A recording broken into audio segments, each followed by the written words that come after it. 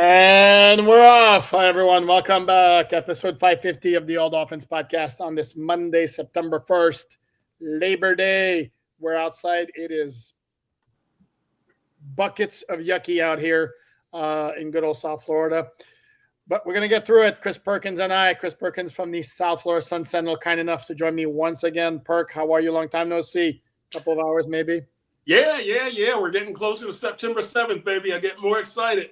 Every day I get more excited. Absolutely. Me too. Absolutely. And the Dolphins were back at practice on Monday. And today's the day they named their captain. They made a move on the practice squad. Mike McDaniel addressed the situation involving outside linebackers coach Ryan Crow. And we will tell you what we saw or didn't see at practice. After I remind you, I do my usual reminders to please like, subscribe, comment for the video. 15,800 subscribers now we're up to. Let's get to 20,000 so you guys can see me wear a Dolphins hat and a Dolphins jersey. You'd like that? I'd like that. So how about that? Let's make it happen. Perk, we're going to start with the captains because I know you feel very, very strongly about this, probably more so than any member of the media contingent, I believe. The Dolphins announced their captains on Monday morning, and they are Tua Tagovailoa, Alec Ingold, and Aaron Brewer on offense, Zach Sealer, Jordan Brooks, and why am I forgetting the other one? Bradley Chubb and yes. Bradley Chubb on defense.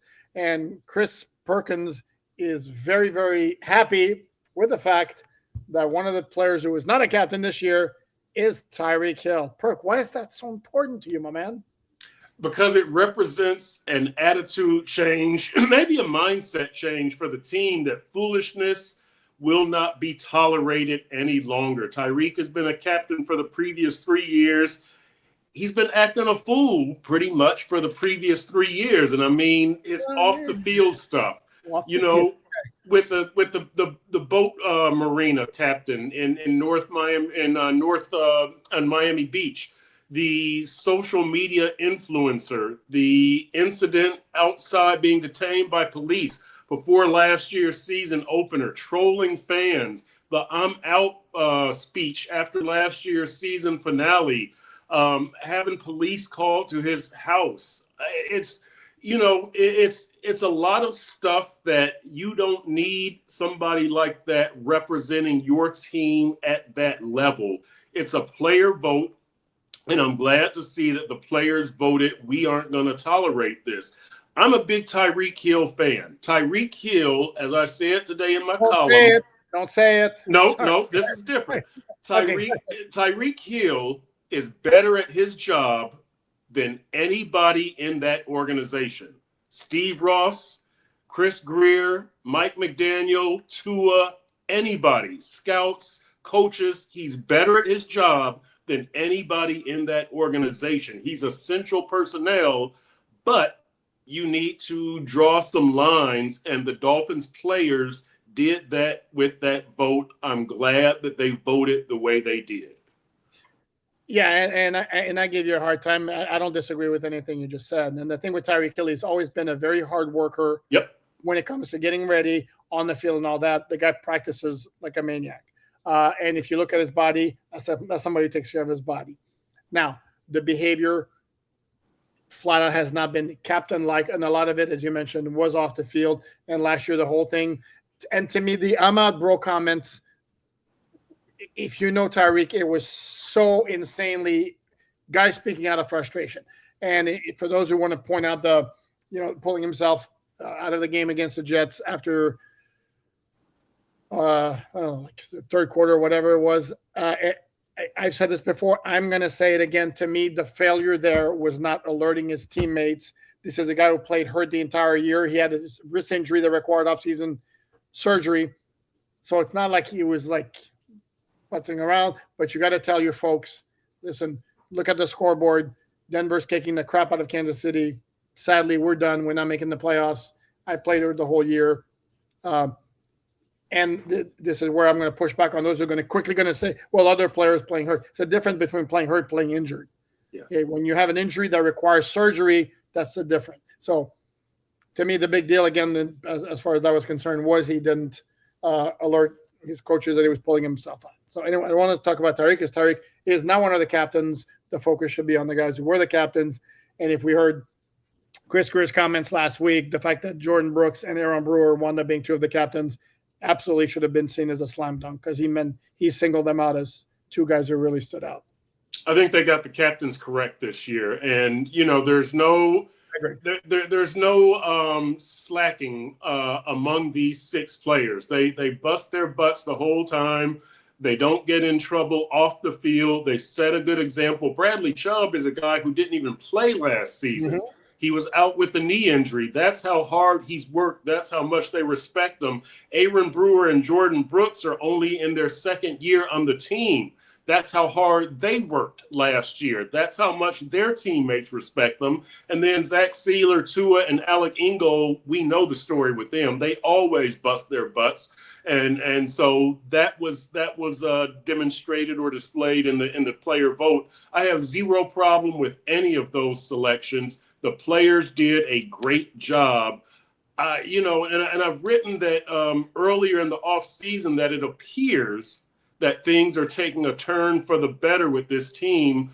This is another one of those signs that we can't say anything for sure right now. Let's face it, as the NFL is mostly about wins and losses. But when you see things such as this, you start to think, okay, well, maybe things will be a little bit different around that camp this year. So we'll see what the Dolphins can do. But I like what I've seen so far, and this player vote is more confirmation of that.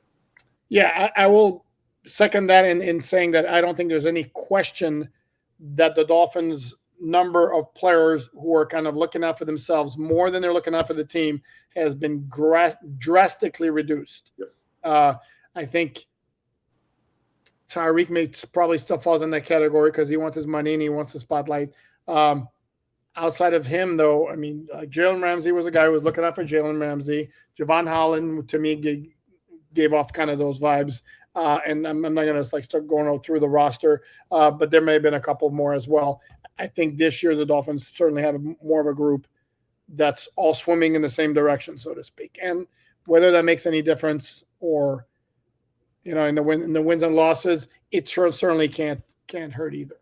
So, and you mentioned the fact that the captains, in essence, represent the Dolphins, and that was one of the points Mike McDaniel made when he was talking about Ryan Crowe. And one of the first rule the Dolphins have is protect the team. And part of that is protecting the image of the team and all that. And when you have, as Mike McDaniel mentioned very well, you're going to have Dolphins in the headline because Ryan Crowe himself getting arrested is not a big deal. But the second it says Miami Dolphins coach Ryan Crowe gets arrested, then it becomes a big deal. McDaniel confirmed he's been put on administrative leave while he's out there not working with the Dolphins while the situation gets resolved one way or another. The Dolphins have moved senior defensive assistant Sean Ryan to the position of OLB coach to work with the OLBs. And as you pointed out and asked Mike McDaniel, there's certainly something very interesting about that. And Perk, I'll give you the honors of telling the good folks what that's about.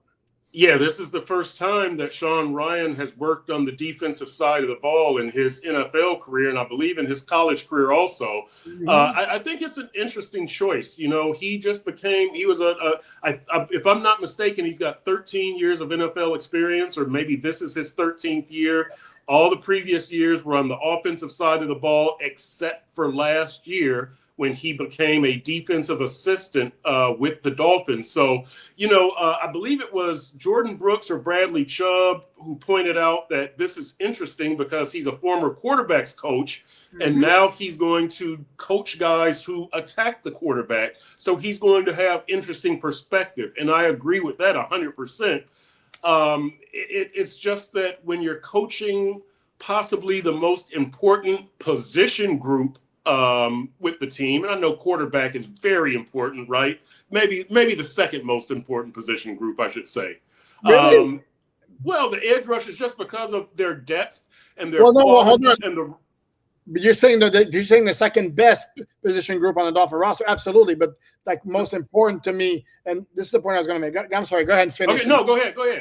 No, because I was going to say that to me, it's not it's really weird to me that, again, offense, joins the Dolphins as a senior, as a defensive assistant. This year they make him a senior defensive assistant, and now he's working with the OB coaches. Having said that, if I look at the position coaches, to me, offensive line is, other than the coordinators, obviously, offensive line massively important. I think this year, particularly because of the youth, the cornerbacks coach is really, really important. Yep. Outside of that, I don't know that any other one really jumps out to me. Maybe the tight ends coach, John Embry, because there's not a whole lot of proven commodity if Darren Waller doesn't become Darren Waller, and that's an entirely different story into itself. So that's why, to me, it's really weird, but I don't know that's a big deal, again, because of the group he's working with, where he has a bunch of established veterans there.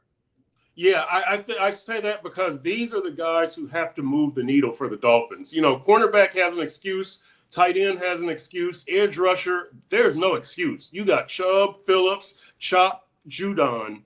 Get to the quarterback, impact the game, cause some turnovers, make that quarterback nervous, win games. These are the guys. And look, and health is a big thing here, obviously, with Chubb and Phillips. But even if they don't stay healthy, you got Chop and Judon. No excuses, Sean Ryan. Make something happen. And Anthony Weaver also. But that I say it because he's got the capability and the depth. I know that you could say that Darrell Bevel and Frank Smith with the quarterbacks, they're one deep. You got Zach Wilson after Tua. The running backs, where's the line? Yeah, I just made a face. The wide receivers, you're pretty much one deep, right? When you get past Tyreek and Jalen Waddle, and we'll just say Malik as the slot, or if you want to say NWI as the third receiver, you don't have much depth. The edge rushers can come at you in waves. You can put three of them out there. So that's why I say that. But they have the capability of changing the game, whether you agree with me on that or not. Sean Ryan steps into a very important role on that coaching staff, and hopefully he handles it very well. He's a seasoned coach, 2 rings with the New York Giants. He knows his stuff in the NFL.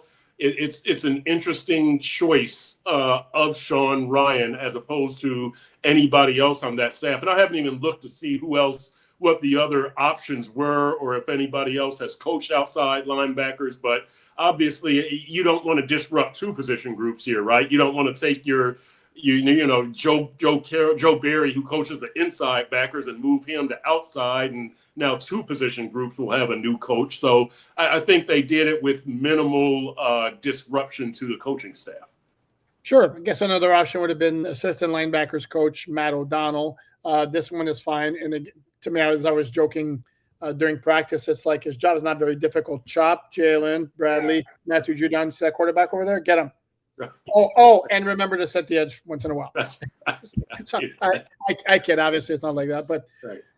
Yeah, see ball, get ball. Yeah, pretty much. Yeah, this is what I'm going to defer to the Dolphins, and I'm sure Anthony Weaver had some major input with Mike McDaniel asking him what's going to be the least disruptive.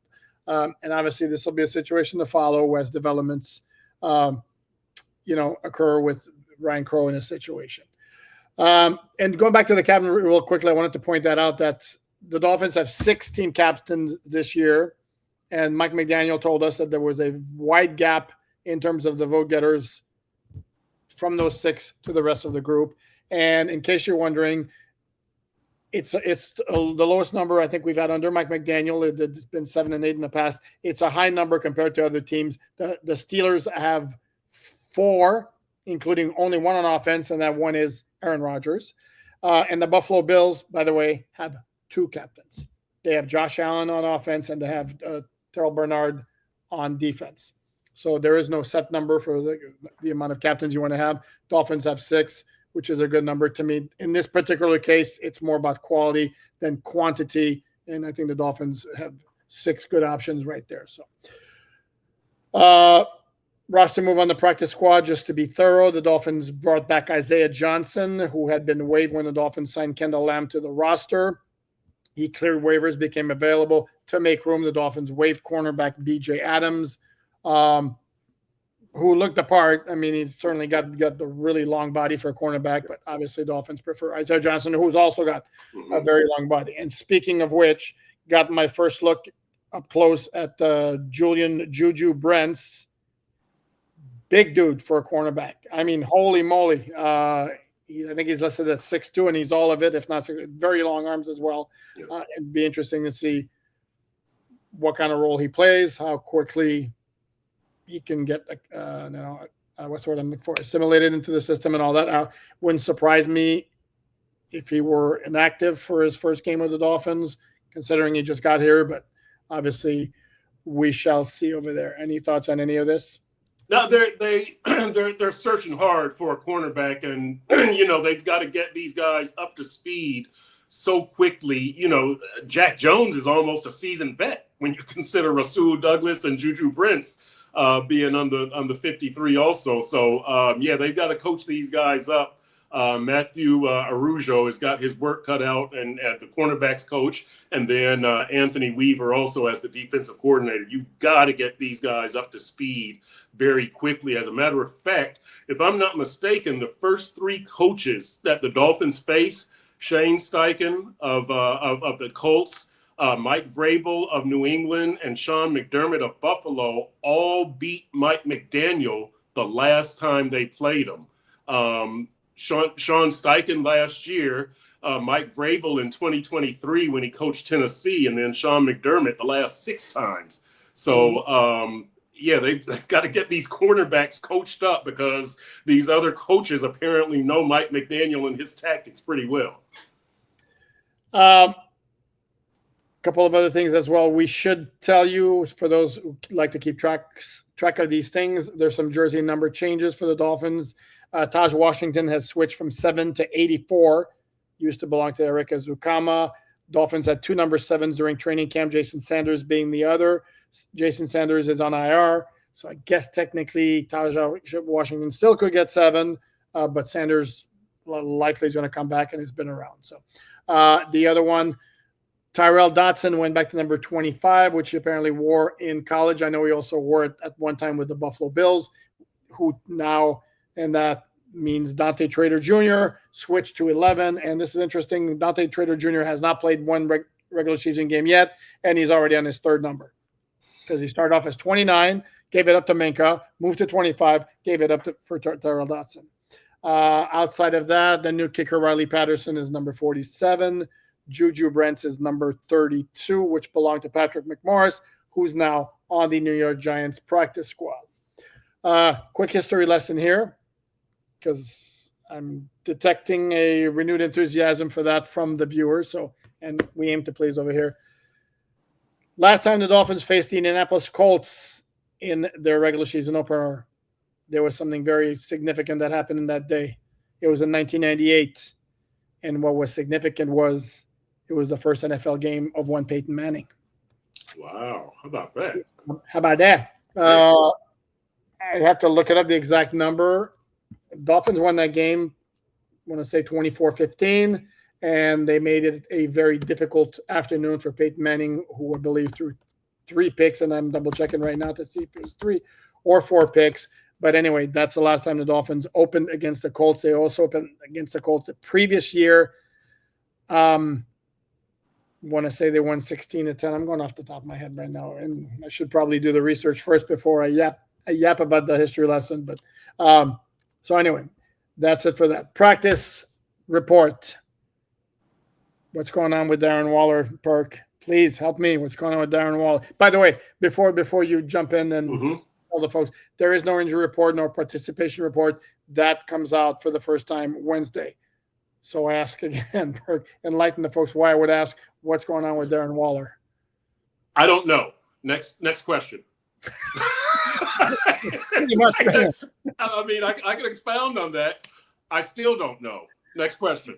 Okay. Really, it's so bizarre that, and we mentioned this last week, he's not going to get contact before the first game unless he does some full contact stuff Wednesday and Thursday, which that's going to be limited contact. I mean, nobody is going to be putting on full pads in week 1 and going, head-to-head action. So it's such an interesting approach with Darren Waller and not having contact. And, by proxy, if you go with this, look at the offense that, Tua has really never thrown to Waller in a competitive situation. Tua hasn't thrown to Tyreek in a competitive situation in almost 9 months. Austin Jackson hasn't had contact in weeks.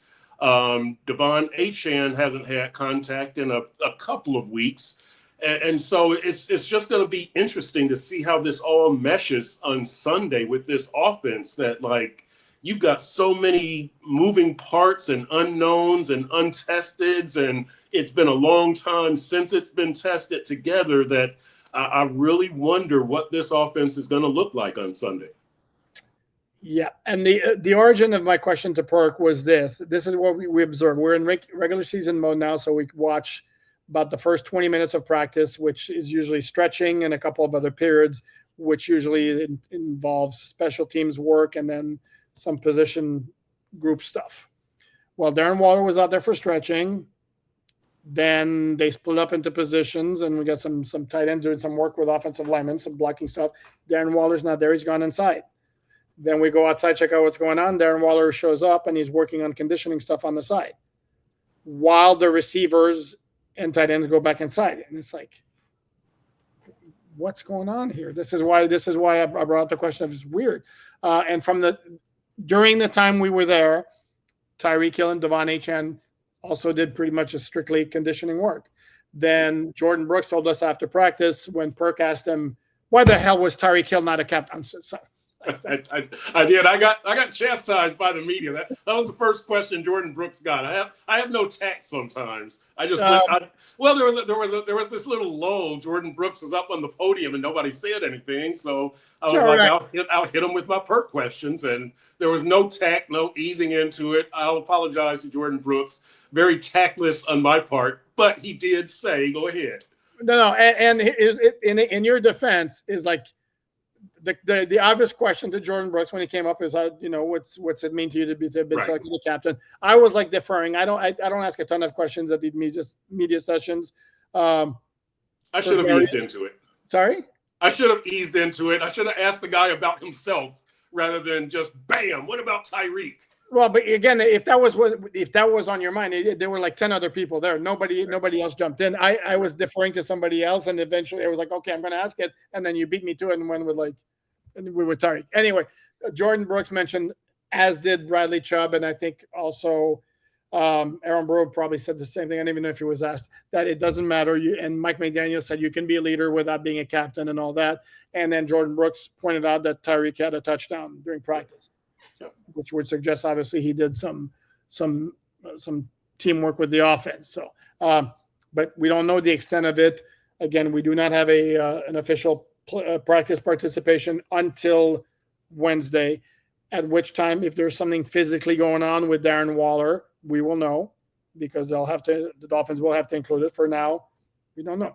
The three players who go ahead. I'll say this real quick. The observation from Dr. Perkins is both Achane and Tyreek look pretty good going through their work with the trainer on the side. Once again, Achane not wearing any sleeve or anything on either calf. We still don't know which calf it is, which is good because that means he's not favoring anything from our point of view.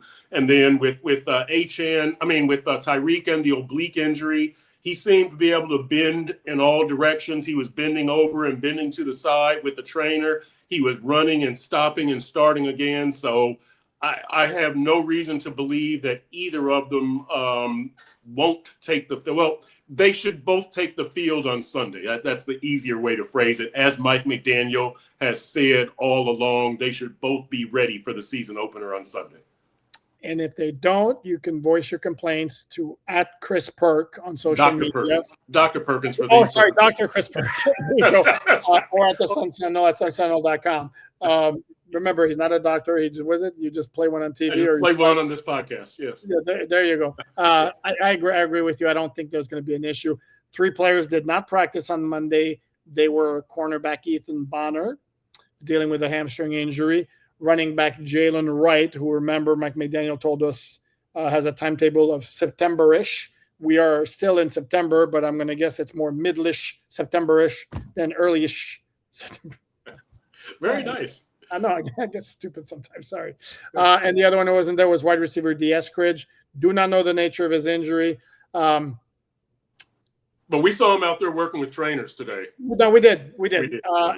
And the overlying point over there is, if those are the three guys who are going to be out for the opener, I'd say the Dolphins have done well, because they're not, with all due respect, they're not frontline players.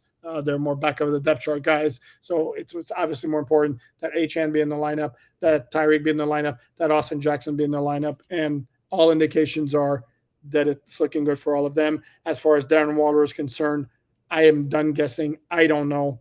And Mike McDaniel was asked before practice about his level of confidence to be ready, and the answer today was something along the lines of, "I'm confident, but exactly how much he'll be able to contribute, I don't know." I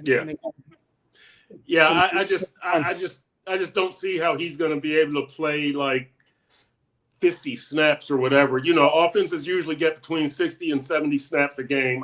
I just don't see how Waller is going to be able to be out there, especially because he's not a blocking tight end. If he's a blocking tight end, maybe you just put him out there and get him used to some contact and try to fool the defense. But the more he's out there, the more the defense is going to laugh and go, there's no way you expect us to take this seriously. Yeah, no, I don't know. The other bit of news that we have to pass along involves a former Dolphin player, Anthony Walker Jr., linebacker out of Miami Northwestern High School. No, he didn't play Northwestern. He played at Pace. Pace, right? Sorry. Pace. My bad. Played at Pace, Monsignor. Yeah. Pace. Yeah. No, he played at Northwestern. That's why I had that in my head. So I'm sorry. Anyway, played for the Dolphins last year, signed with the Tampa Bay Buccaneers as an unrestricted free agent, was released by the Buccaneers, signed today to the Colts practice squad. Possibility he plays on Sunday against the Dolphins, along with one Xavier Howard, who is now a member of the Colts, who, by the way, if you're going to be on the lookout for him, is wearing number 4 with the Colts. So Xavier versus Tyreek, baby. Let's dial it up. Let's do it. Let's get that matchup going. Well, as a little preview, this is going to be a teaser, because tomorrow on the All Dolphins podcast, it's the return of Behind Enemy Lines. With good feature. Stephen Holder from ESPN talking Colts and the matchup at Lucas Oil Stadium. Class act. And he's a great dude. We may not be so quick to assume Xavier Howard on Tyreek Hill, and we may not be so quick to assume that the Colts were really that desperate that they needed to sign a guy who hadn't played all of last year, because they just might be very good at cornerback. Anyway, that's my teaser. Check it out. It's scheduled to post at noon Eastern time tomorrow. Tomorrow night, as I'm going to go through the programming alerts here, tomorrow night at 7 p.m. Eastern time is the Dolphins Collective with TD Finstock, Doug Lee Durong, Omar Kelly, and myself. That's going to wrap it up, unless did I miss anything from today, Perk? I don't think so, no. I think that's it. Okay. Yeah. We covered it all. So as a reminder, please like, subscribe, share, comment, all that good stuff. Make sure to check out my man Perk's fine written content at the Sun Sentinel, sunsentinel.com. When do you have a Dolphins deep dive with Perk? Tomorrow at noon, just when the Behind Enemy Lines debuts. Right. We're back on our Tuesday at noon schedule. So me and David Feronis, give us a look either before or after you watch Poop and Stephen Holder. Okay. Oh man, that's crazy. Oh damn, that's not good. Hey, watch. Okay. Exactly. Then you have your pick of both. What you should do is absolutely watch both, whichever order you want. So, but there'll be fine content either way. Yep. And check out Perk's written content at sunsentinel.com. So that's going to wrap it up. Thanks for watching. Enjoy the rest of your Monday.